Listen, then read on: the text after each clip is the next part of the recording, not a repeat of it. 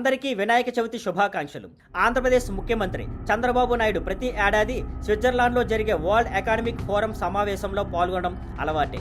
ఈ సంవత్సరం కూడా ఆయన హాజరై మంచి ఫలితాలు సాధించారు. ఈ ఏడాది జనవరిలో దావోస్లో ఉన్నప్పుడు చంద్రబాబు ప్రపంచంలోనే అతిపెద్ద freight operation company Maersk CEO Vincent క్లర్క్ని కలిశారు.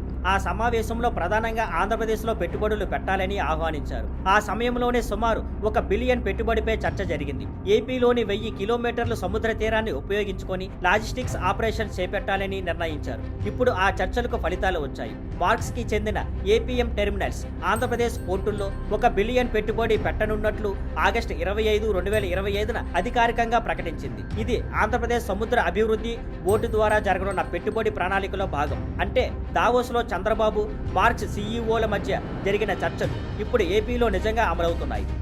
Thank you for watching. Please like, share and subscribe.